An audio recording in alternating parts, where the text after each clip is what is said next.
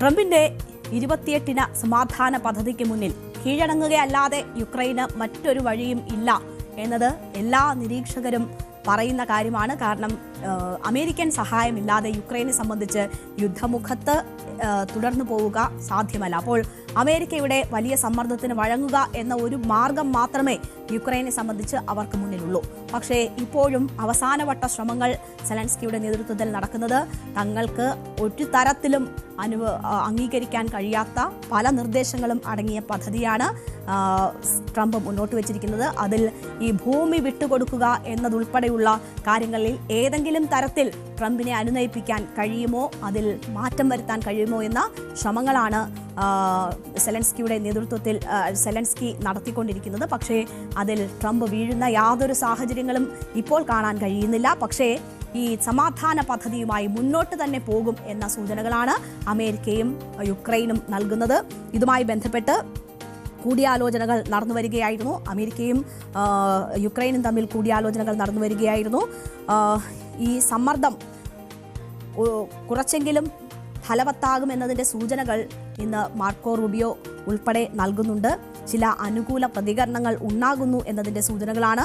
സമാധാന പദ്ധതിയുമായി യോജിച്ച് നീങ്ങാനാണ് എന്തായാലും ഇരു രാഷ്ട്രങ്ങളും തീരുമാനമെടുത്തിരിക്കുന്നത്. പുതുക്കിയതും പരിഷ്കരിച്ചതുമായ ഒരു സമാധാന ചട്ടക്കൂട് തയ്യാറാക്കിയിട്ടുണ്ടെന്നും വരും ദിവസങ്ങളിൽ ഒരു സമാധാന പദ്ധതിയിൽ തുടർന്നും പ്രവർത്തിക്കാൻ പദ്ധതിയിട്ടിട്ടുണ്ടെന്നും ഇരു രാജ്യങ്ങളും പ്രസ്താവിക്കുന്നു. അതിൽ പുതുക്കിയതും പരിഷ്കരിച്ചതുമായ ഒരു പദ്ധതി എന്ന് പറയുന്നതിലാണ് പ്രതീക്ഷകൾ നിലനിൽക്കുന്നത്. കാരണം അപ്പോൾ ഒരു മാറ്റം ഒരു പക്ഷേ ഉണ്ടായേക്കാം എന്ന സൂചനകളാണ് ഇരു രാഷ്ട്രങ്ങളുടെയും ഈ സംയുക്ത പ്രസ്താവനയിൽ പറയുന്നത്. ജനീവയിൽ നടന്ന ചർച്ചകൾക്ക് ശേഷമായി ചർച്ചകൾ വളരെ ഫലപ്രദമായിരുന്നു എന്നാണ് ഈ സംയുക്ത പ്രസ്താവനയിൽ പറയുന്നത്. പദ്ധതിക്ക് അംഗീകാരം നൽകുന്നതിൽ വലിയ തോതിലുള്ള പുരോഗതി ഉണ്ടായിട്ടുണ്ടെന്നും എന്നാൽ റഷ്യയ്ക്ക് അന്തിമ കരാർ നൽകുന്നതിന് മുൻപ് ഇനിയും കുറച്ച് ജോലികൾ കൂടി ചെയ്യാനുണ്ട് എന്നതുമാണ് US state secretary Marco Rubio ഇന്ന് പറഞ്ഞത്. എന്തായാലും ചർച്ചകൾ മുന്നോട്ട് കൊണ്ടുപോകാൻ തന്നെയാണ് ഇരു രാഷ്ട്രങ്ങളും തീരുമാനിച്ചിരിക്കുന്നത്. അതിൽ ഒരു പരിഷ്കരിച്ച പതിപ്പുണ്ടാകും എന്നതിൻ്റെ സൂചനകൾ ഒരു പക്ഷേ യുക്രൈൻ്റെ ചില ആശങ്കകളെങ്കിലും പരിഹരിച്ചതുകൊണ്ട് അല്ലെങ്കിൽ അതിൽ ഏതെങ്കിലും തരത്തിലുള്ള ഇളവുകൾ വരുത്തിക്കൊണ്ടാകുമോ എന്നതാണ് ലോകം ഇപ്പോൾ ഉറ്റുനോക്കുന്നത്. എന്തായാലും ഏറ്റവും ഒടുവിൽ ട്രംപിൻ്റെ ഭാഗത്തു നിന്ന് വന്ന സൂചനകൾ പോലും യുക്രൈന് പാടെ എതിരായിരുന്നു. ഞങ്ങളുടെ സഹായമൊക്കെ മേടിച്ചിട്ട് ഒട്ടും നന്ദിയില്ലാത്ത പ്രവൃത്തിയാണ് യുക്രൈൻ കാണിച്ചത് എന്ന രീതിയിൽ അതിരൂക്ഷമായ വിമർശനമാണ് ട്രംപിൻ്റെ ഭാഗത്തു നിന്നും ഉണ്ടായിട്ടുള്ളത്. തങ്ങളുടെ ബില്യൺ കണക്കിന് ഡോളറിൻ്റെ സഹായം വാങ്ങിയിട്ട് നന്ദികേട് കാണിച്ചു യുക്രൈൻ എന്നതാണ് ട്രംപ് പറഞ്ഞിട്ടുള്ളത്. അദ്ദേഹം ഒരു ദീർഘമായ കുറിപ്പ് തന്നെയാണ് ഈ വിഷയവുമായി ബന്ധപ്പെട്ട് തൻ്റെ സോഷ്യൽ മീഡിയ പ്ലാറ്റ്ഫോമായ ട്രൂത്തിൽ കുറിച്ചത്.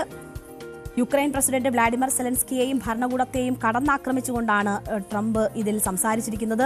US-ലും യുക്രൈനിലും ശക്തമായ നേതൃത്വം ഉണ്ടായിരുന്നുവെങ്കിൽ ഈ യുദ്ധം ഒരിക്കലും ഉണ്ടാകുമായിരുന്നില്ല എന്ന് ട്രംപ് ചൂണ്ടിക്കാട്ടുന്നു. അത് തൻ്റെ മുൻഗാമിയായ ബൈഡനെ കൂടി കുറ്റപ്പെടുത്തിക്കൊണ്ടുള്ളതാണ് ട്രംപിൻ്റെ ഈ കുറിപ്പ് എന്ന് തന്നെ പറയാം. 2020 തെരഞ്ഞെടുപ്പിൽ കൃത്രിമം നടന്നില്ലായിരുന്നുവെങ്കിലും ഉറക്കം തൂങ്ങുന്ന പ്രസിഡന്റായ ജോ ബൈഡൻ അല്ലായിരുന്നുവെങ്കിലും റഷ്യ യുക്രൈൻ യുദ്ധം ഉണ്ടാകുമായിരുന്നില്ല. ദശലക്ഷക്കണക്കിന് ആളുകൾ മരിച്ച ഈ അനാവശ്യ യുദ്ധം ഒഴിവാക്കാൻ പറ്റുന്നതായിരുന്നു എന്ന് ട്രംപ് പറയുന്നു. യൂറോപ്പ് ഇപ്പോഴും റഷ്യയിൽ നിന്ന് എണ്ണ വാങ്ങിക്കൊണ്ടിരിക്കുകയാണെന്ന് ട്രംപ് വിമർശിക്കുന്നു. ബൈഡൻ സൗജന്യമായി നൽകിയിരുന്ന ആയുധങ്ങൾ ഇപ്പോൾ അമേരിക്ക വിവിധ ലോകരാജ്യങ്ങൾക്ക് വിറ്റ് കാശ് വാങ്ങുകയാണ് എന്നത് ട്രംപ് സൂചിപ്പിക്കുന്നു. US-ന്റെ ബില്യൺ കണക്കിന് ഡോളർ സഹായത്തിന് യുക്രൈൻ 0 നന്ദി മാത്രമാണ് കാണിച്ചത് എന്നതാണ് ട്രംപ് കുറ്റപ്പെടുത്തുന്നത്.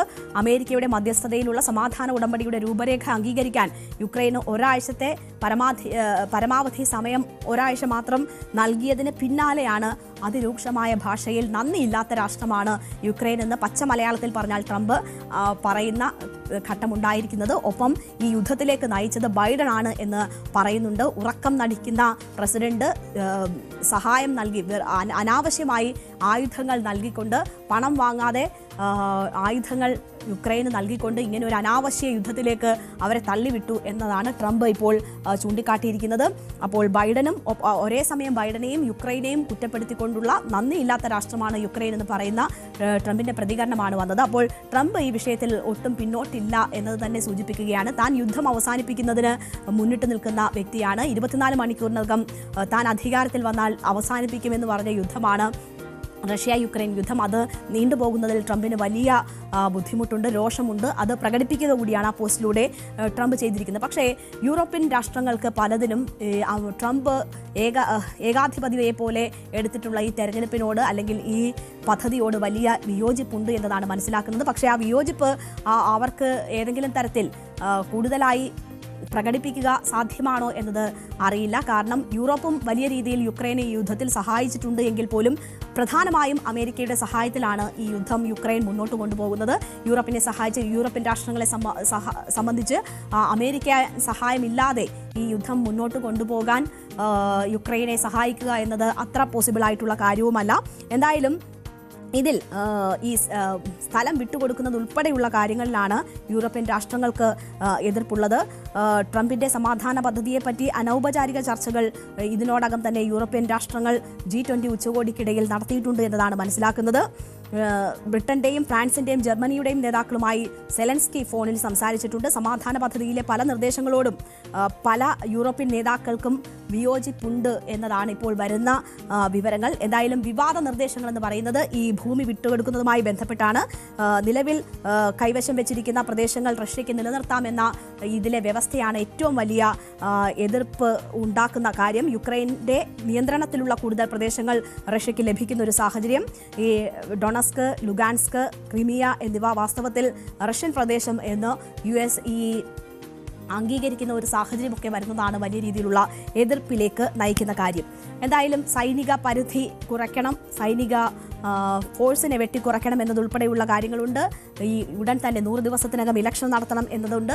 നാറ്റോ അംഗത്വം ലഭിക്കില്ല എന്ന് പറയുന്ന സാഹചര്യമൊക്കെ ഉണ്ട്. ഇതൊക്കെ യുക്രൈനെ സംബന്ധിച്ച് ഒരു തരത്തിലും അംഗീകരിക്കാൻ കഴിയാത്തതാണ്. യുക്രൈനെ സംബന്ധിച്ച് ഈ ഭൂമി വിട്ടുകൊടുക്കുക എന്നത് അവർ ഈ റഷ്യയോട് അടിയറവ് പറയുന്നു എന്ന തോന്നൽ തന്നെയാണ് അവർക്ക് ഉണ്ടാക്കിയിരിക്കുന്നത്. ഒരു സുരക്ഷാ ഗ്യാരണ്ടി പോലും അതിനെ സംബന്ധിച്ച് ഒരു ഉറപ്പ് പോലും ഇല്ലാതെ ഇത്ര വലിയ ഒരു വിട്ടുവീഴ്ച ചെയ്യുക എന്നത് യുക്രൈനെ സംബന്ധിച്ച് സാധ്യമല്ലാത്തൊരു സാഹചര്യമുണ്ട്. യുക്രൈൻ്റെ ആശങ്ക മറ്റൊന്ന് ഈ ഡോൺബാസ് വിട്ടുകൊടുക്കുന്നതുമായി ബന്ധപ്പെട്ടുള്ളതാണ്. ഈ ഡൊണസ്കും ലുഹാൻസ്കും സംയുക്തമായി പറയുന്ന മേഖലയാണ് ഈ ഡോൺബാസ് എന്നത്.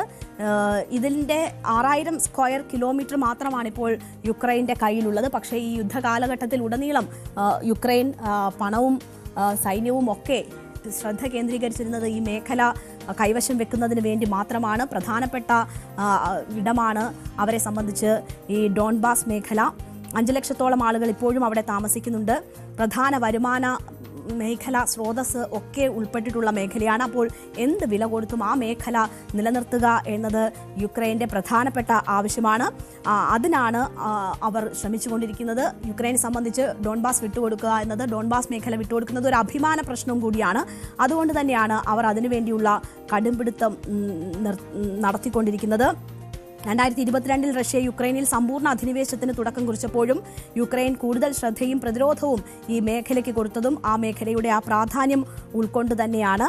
2022 റഷ്യയെ യുക്രൈനിലേക്കുള്ള സമ്പൂർണ്ണ കടന്നുകയറ്റത്തിലേക്ക് നയിച്ചതും ഡോൺബാസിലെ ആക്രമണമായിരുന്നു.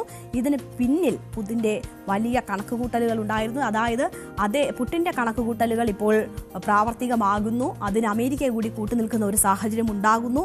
ഇതിൽ നിന്ന് എന്തെങ്കിലും മാറ്റം ഉണ്ടാക്കാൻ പറ്റുമോ എന്നതാണ് സെലൻസ്കി ഉൾപ്പെടെയുള്ളവർ ആരാഞ്ഞുകൊണ്ടിരിക്കുന്നത്. പക്ഷേ അതിനുള്ള സാഹചര്യങ്ങൾ വളരെ കുറവാണ് എന്ന് തന്നെ നമുക്ക് പറയാം. എന്തായാലും അമേരിക്ക മുന്നോട്ട് വെച്ചിട്ടുള്ള കരാർ യുക്രൈൻ അംഗീകരിച്ചില്ലെങ്കിൽ യുക്രൈന് രഹസ്യാന്വേഷണ വിവരങ്ങൾ കൈമാറുന്നത് നിർത്തും എന്ന് അമേരിക്ക ഇതിനോടകം പ്രഖ്യാപിച്ചിട്ടുണ്ട്, ട്രംപ് പ്രഖ്യാപിച്ചിട്ടുണ്ട്. അങ്ങനെ വന്നാൽ അത് യുക്രൈന് വലിയ ഭീഷണിയായി മാറും. ആയുധ സഹായവും ഒപ്പം തന്നെ രഹസ്യാന്വേഷണ വിവരവും ഒന്നുമില്ലാതെ യുദ്ധമുഖത്ത് തുടരുക എന്നത് ആത്മഹത്യാപരമായി മാറുന്ന ഒരു സാഹചര്യം ഉണ്ടാകും. അതുകൊണ്ട് തന്നെ യുക്രൈന് ആ ഒരു വഴി സ്വീകരിക്കുക സാധ്യമല്ല. മറിച്ച് ഏതെങ്കിലും തരത്തിൽ തങ്ങൾക്ക് അനുകൂലമായ എന്തെങ്കിലുമൊക്കെ തീരുമാനങ്ങൾ ഉണ്ടാകുന്ന തരത്തിൽ ഇതിനെ ഒന്ന് പൊളിച്ചെഴുതാൻ പറ്റുമോ എന്നതാണ് യുക്രൈൻ ശ്രമിച്ചുകൊണ്ടിരിക്കുന്നത്. അതുകൊണ്ട് തന്നെയാണ് ഈ സമാധാന പദ്ധതിക്കൊപ്പമാണ് തങ്ങൾ എന്ന് പറഞ്ഞുകൊണ്ട് അതിൽ തങ്ങൾക്ക് ബുദ്ധിമുട്ടുണ്ടാകുന്ന കാര്യങ്ങളിൽ എന്തെങ്കിലും പരിഹാരമുണ്ടാകുമോ എന്നത് ആരാഞ്ഞുകൊണ്ടിരിക്കുന്നത്, അതിനുള്ള നീക്കങ്ങൾ നടത്തിക്കൊണ്ടിരിക്കുന്നത്. എന്തായാലും പക്ഷേ ട്രംപ് അദ്ദേഹത്തിന്റെ നിലപാടുകളിൽ ഉറച്ചു നിൽക്കുകയാണ്. ഒരാഴ്ചത്തെ സമയം മാത്രമാണ് യുക്രൈന് അനുവദിച്ചിരിക്കുന്നത്. അതിനുള്ളിൽ ഇതിൽ കരാറിലേക്ക് എത്തണം എന്ന നിർദ്ദേശമാണ് ട്രംപ് നൽകുന്നത്. എന്തായാലും എന്ത് നടക്കും ഇതിൽ, ഇനി അങ്ങോട്ടുള്ള ദിവസങ്ങളിൽ എന്തെങ്കിലും സംഭവിക്കുമോ എന്നത് നമ്മൾ കാത്തിരുന്ന് തന്നെ കാണണം. വ്യാഴാഴ്ച വരെയാണ് എന്തായാലും ട്രംപ് അനുവദിച്ച സമയമുള്ളത്. തിരക്കിട്ട കൂടിയാലോചനകളിലാണ് ഇപ്പോൾ സെലൻസ്കി ഉള്ളത്. യൂറോപ്യൻ രാഷ്ട്രങ്ങളുമായും ഒരേ സമയം അമേരിക്കൻ ഉദ്യോഗസ്ഥരുമായും ഒക്കെ ആശയവിനിമയങ്ങൾ തുടർന്നുകൊണ്ടിരിക്കുകയാണ്. എങ്ങനെ പ്രശ്നപരിഹാരത്തിലേക്ക് നീങ്ങും എന്നത് കാത്തിരുന്ന് തന്നെ കാണാം.